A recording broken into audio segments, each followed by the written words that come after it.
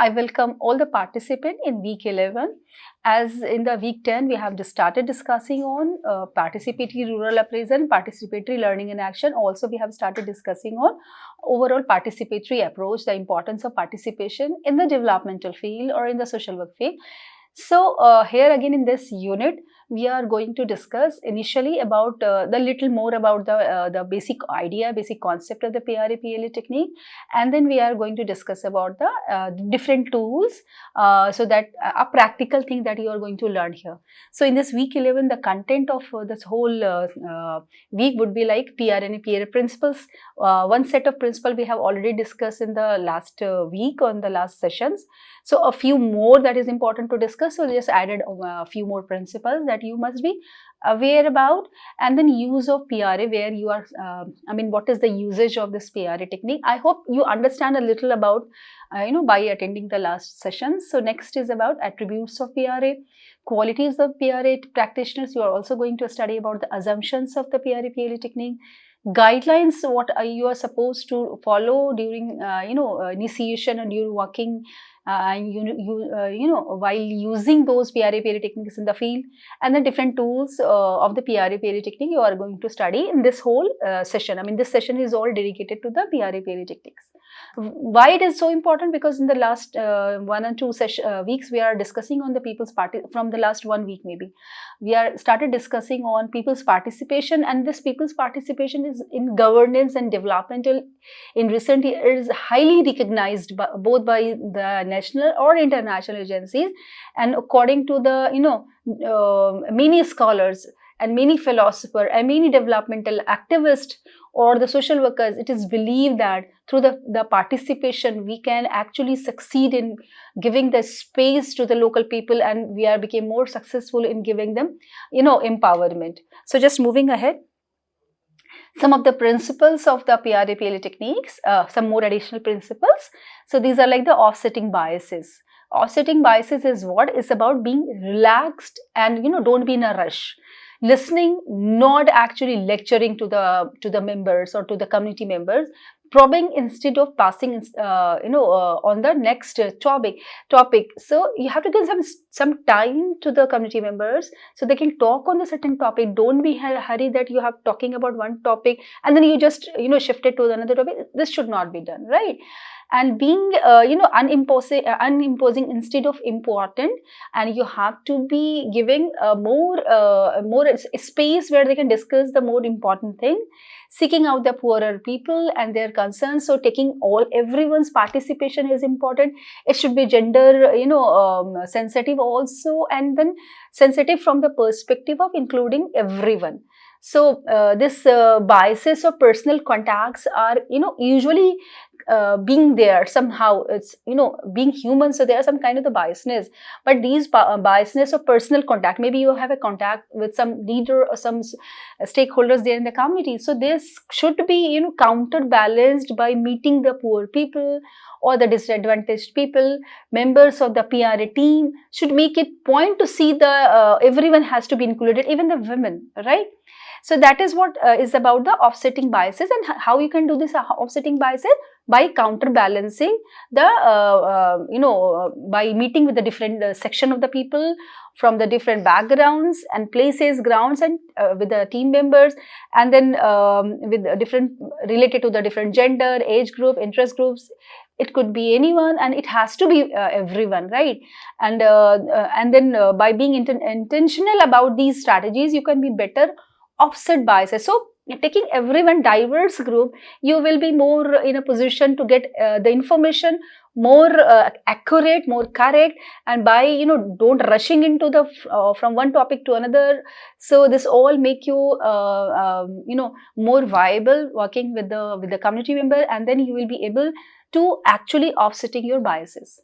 Next principle says that rapid and progressive learning. So learning with villagers, this is what the main fundamental of PRA-PLA technique, where they live, face-to-face learning Face-to-face learning, physical, social and technical knowledge, learning rapidly and progressively, be flexible, look for opportunities and improvise. So sometimes you need to improvise something, you have being flexible in nature. So rapid and progressive learning, because PRA technique giving you the space to learn the things more, more rapid form.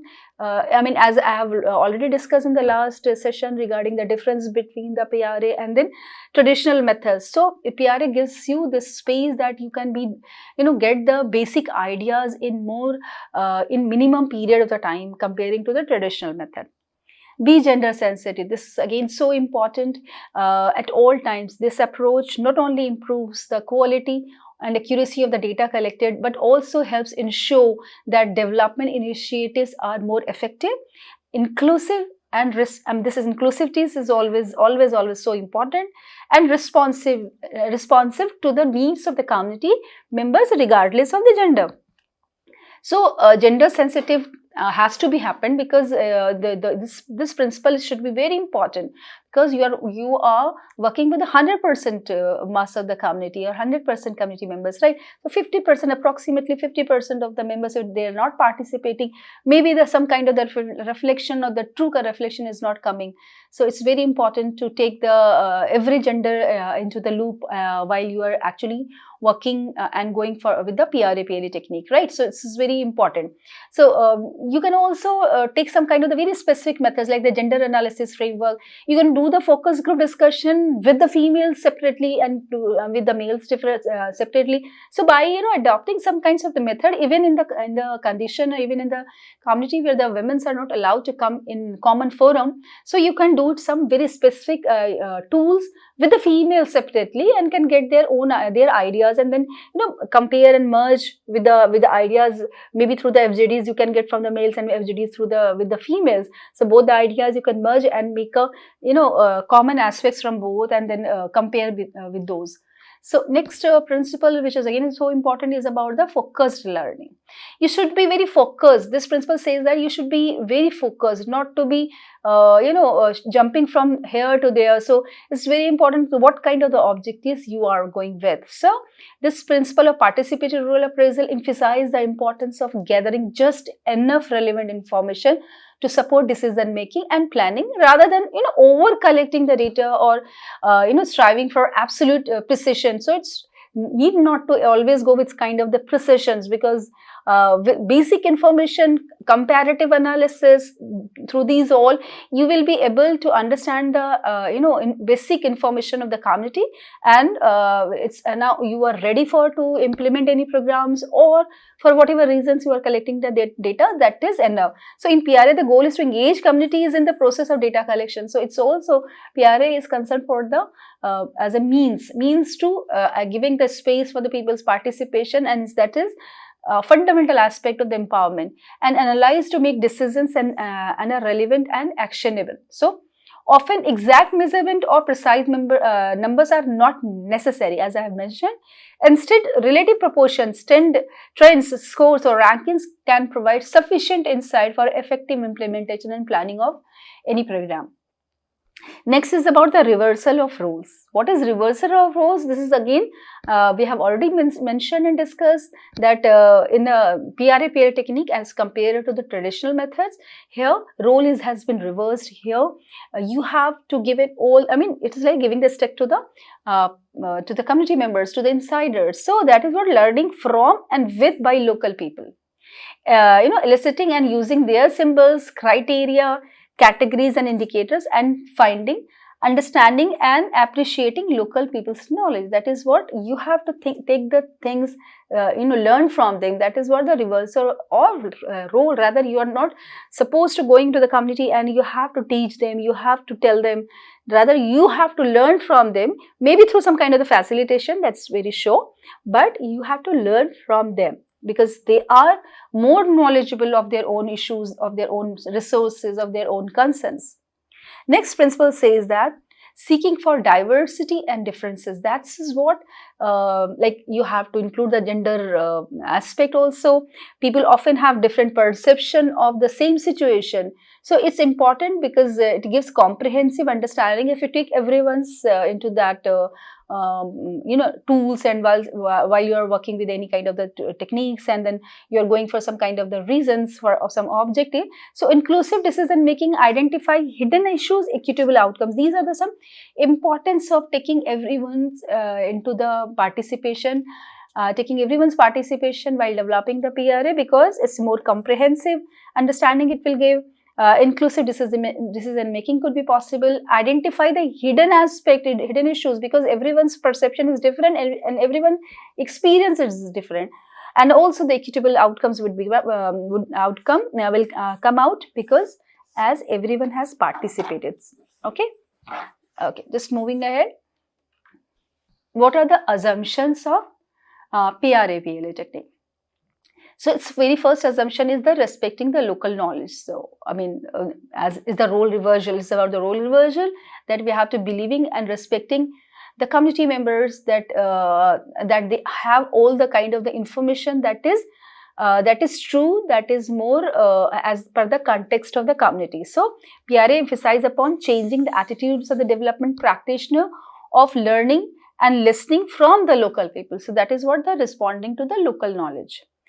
Next assumption says that empowerment of the local people. So community institutions are largely unexplored but potentially rich resource banks. PRA could motivate the community members to take voluntary actions to solve their own problem based on the locally available resources through concerted planning. So giving the space to think about their own issues and concerns and develop accordingly, develop the plan. So that is what it's all about, the empowerment aspect. So second assumption says that community, that PRA-PLA technique is also providing a space for empowerment. Next assumption says that facilitation, that is about your role.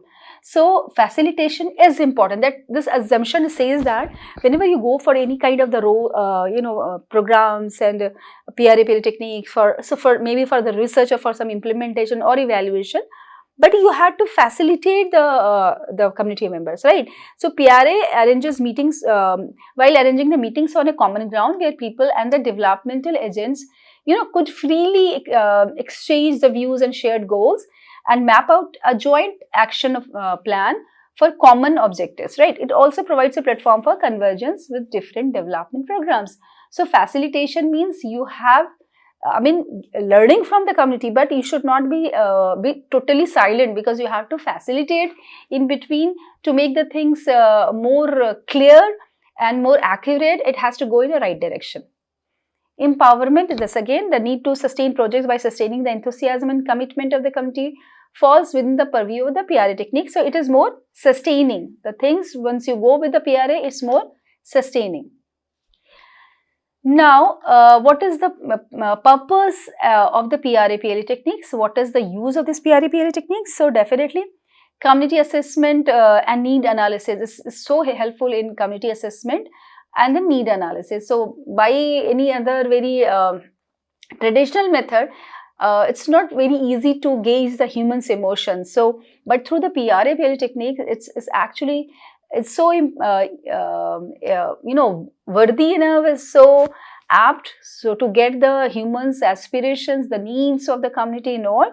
So PRA helps social workers gather valuable insights directly from the community about their needs, issues and concerns, and then priorities. It allows social workers to understand the community challenges from their own perception and perspective. Tools like mapping, wealth ranking, seasonal calendar, and so on and so forth, many more, can use to identify the areas of need or specific community assets that can be leveraged for the development. So what kind of the needs and what kind of the resources available in the community to be used for the better development. Next is about, as assumption says, that it's about the empowerment. So surely through the participation, it actually maximizes the empowerment of the community. Next is about the building trust and relationship. Using participatory methods like PRA, Social workers can build trust within the community by involving the community in the assessment process. Social workers demonstrate that their views are valued. I mean, through your behavior, it has to be very obvious to the community members that, and you have to reflect through your behavior that you actually valued their information, valued their presence, valued their knowledge, right? Which helps in creating long-lasting relationship, and that is what the rapport building is all about. So this trust is crucial for successful intervention and for ensuring the community feels comfortable in sharing sensitive and difficult information. Next is how it is important and why we are using the PRA. So it promoting local knowledge and solutions. So we are, as an outsider, cannot give all the solutions to the every problem, but through the PRA we can actually take the community's knowledge from there, and then they, after understanding their issues and the concerns and the needs, they will be more able to once they, usually it happened that in a community they don't realize number of the issues or the factors responsible for some certain issues. They know that they are in the problem and these are the problems. They are not understand the factors behind those problems many a time. It's not always, but many a time. So through participatory approach of PRA technique, once they are involved into identification of the needs and then problems and issues and concerns, it will be more easy for them to understand the factors, and then after understanding the factors, it will be easy for them to work on those, right? So that is what the proper local knowledge, promoting local knowledge and solution by giving the whole space to discuss about the issues and concern, and then get to analyze the factors behind that, and then after the analysis of the factors, what are the gaps, they will be more in a position to actually work on to fill those gaps and to give some solution. PRA also integrate diverse developmental sectors, means with the common aim of the development of the community and the management of the forest resources. It could be, I mean, for main PRA, because you are going there with some kind of with some teams, right? So all the it's also given the space to interact with the different sectors and different agencies, because maybe who are working on the same issues. So right, so as it is the participatory, so taking the participation of all the stakeholders is considered to be important and should be taken into consideration. It's also helpful in program designing and evaluation, definitely, because there are a lot of tools which is helpful in actually helpful in the program designing. Particularly, I do like the force field analysis, where you can understand what are the positive and what are the negative things which is making the things in equilibrium, and then how we can maximize the positivity and how can we minimize the positivity. Through that, it will be more I personally do like this force field analysis. In actually, after the analysis of all the factors, it will be more easy for you to make any kind of the proposal, any kind of the projects, and then we can go with some kind of the action plans through the community members. And then building awareness and advocacy once they are participating of their own issues and concerns. So this is what is about the awareness and then advocacy. So PRA also can serve as a tool for raising awareness about important social issues or policies. Once they're talking about, no, it's always when you are keeping mum, you're not talking about such something. So those problems have always been there. But once you started talking about, then that is what the starting point. Na? Then after that, you the people started thinking on that how to resolve these issues and all. So it's about the awareness generation. It's about the policy advocacy. Maybe they could ask for some kind of the support system or advocacy on behalf of those issues and concerns to the any policy maker or the administrator, or even to the panchayats and all. So then next is about the conflict resolution and social cohesion. How this PRA technique helpful in doing this? Social workers can use PRA techniques to bridge gaps between different groups, fostering a sense of unity and collective responsibility, because once everyone coming together and taking everyone's participation, once they coming on a one place, one space, and talking about the same issues which has been affected by both the parties who are maybe in the conflict. So that is the point where this considered to be a melting point, where they both can melt down and then actually talking about their overall development of the community. So many times it's also helpful in conflict resolution. During the process of PRA, one can observe the group dynamics, identify the proactive and potential leaders from among the community for future actions. So through, while using any tools and techniques, and then, on the whole process of that, you can also identify the leaders very easily, because whoever participating more enthusiastically and supporting you, giving you the resources to help you out in, making the tools and all. So then you can very easily identify the leaders. You can develop some kind of the leaders within the community, and you could also understand the community dynamics. Means there are some tools to understand the dynamics, but also doing any kind of the activity or doing any other kind of the PRA technique, you can be very easily understand the overall the power structure, and then the leaders, the emerging leaders within the community. And that is all helpful you in the future programs and projects. PRA helps in developing local institutions, local leadership, and mobilize local resources. That's what it's about.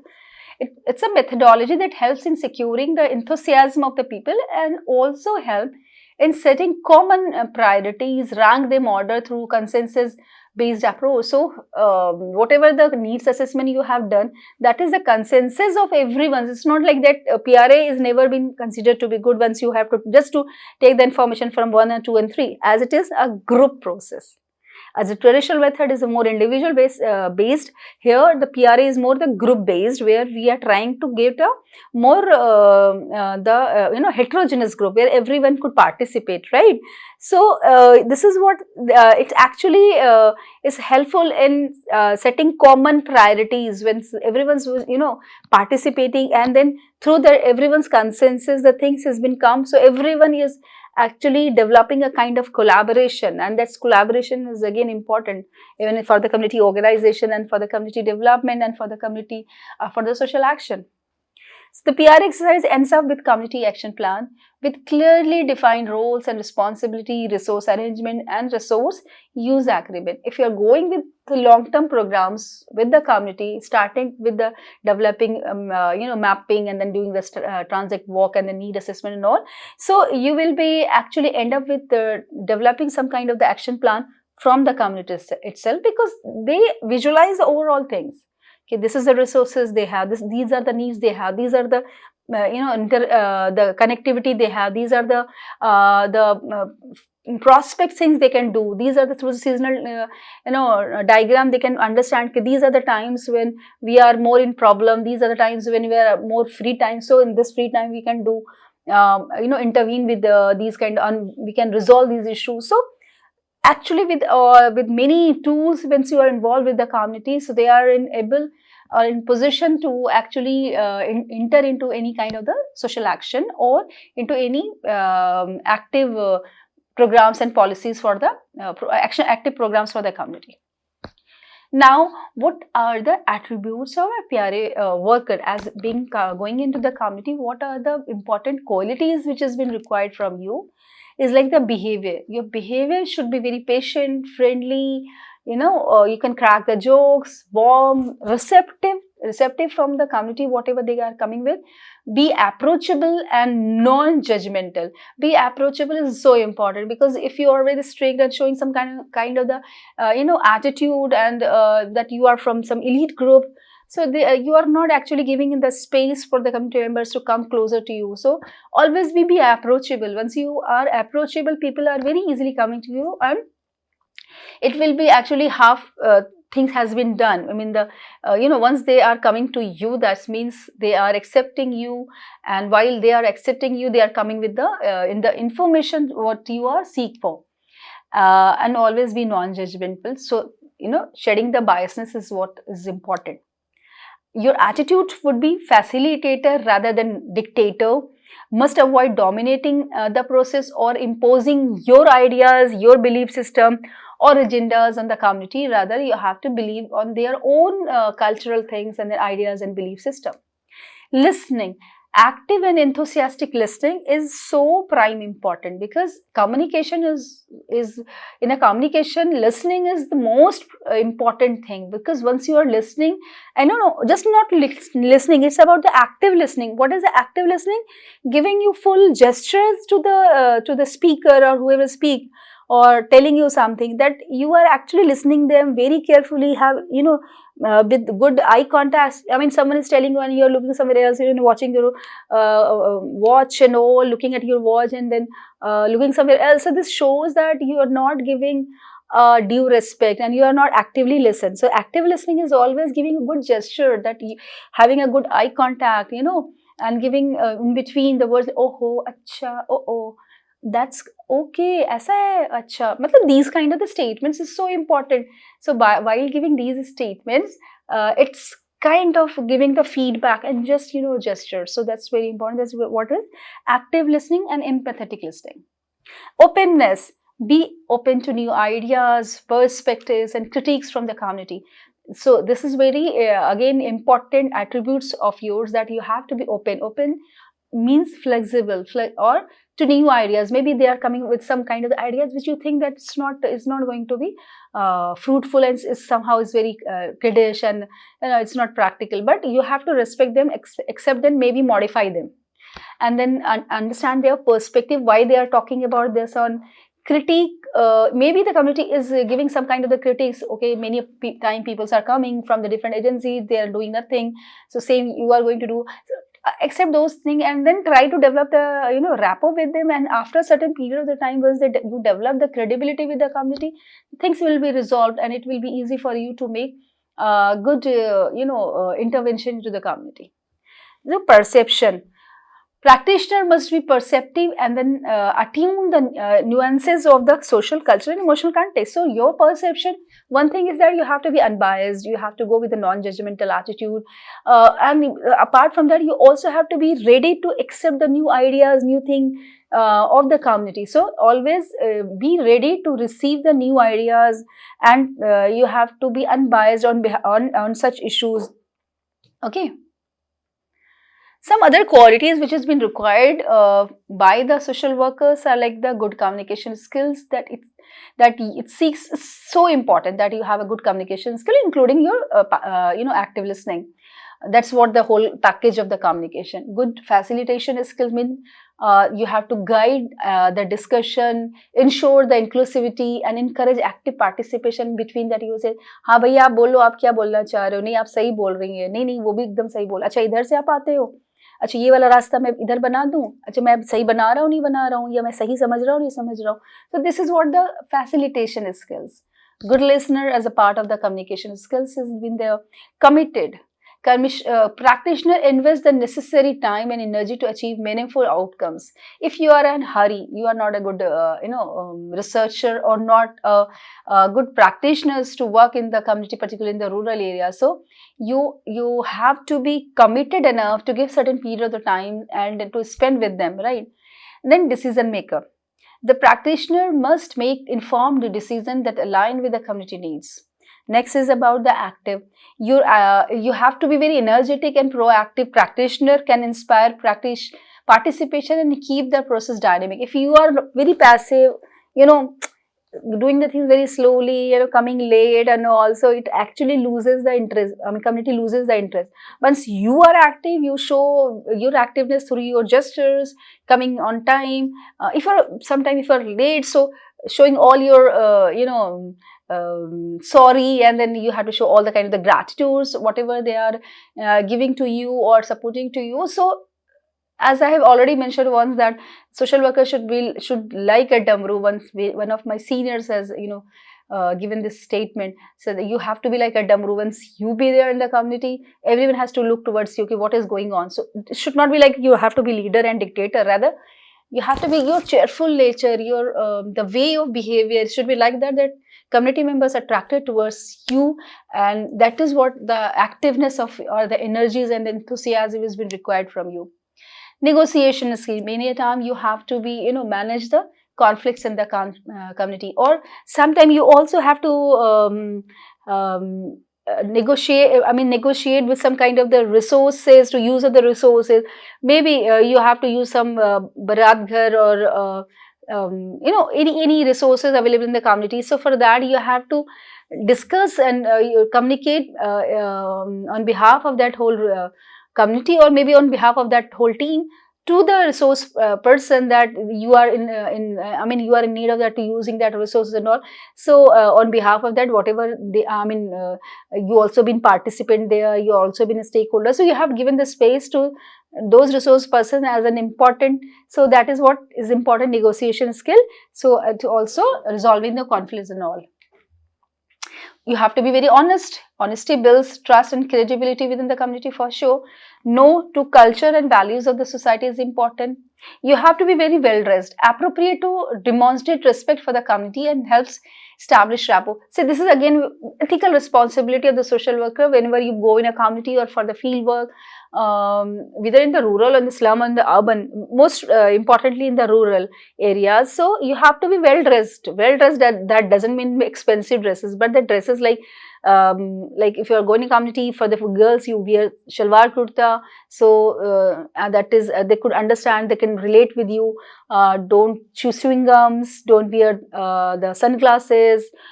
These all shows the eliteness. So it's always been suggested that don't smoke in the community. So that well dressing means your well presentations. You have to be well dressed, well presented with the community. Catalyst, the practitioner act as a motivator, enabling communities to take initiatives and drive their own development. You have to be conflict resolution study, that is also a part of the negotiation skill.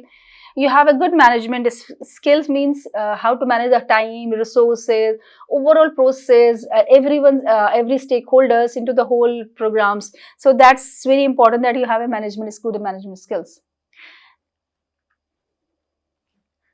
So this is all about the today's presentation. I hope you understand the basic aspects of the PRA-PLE technique.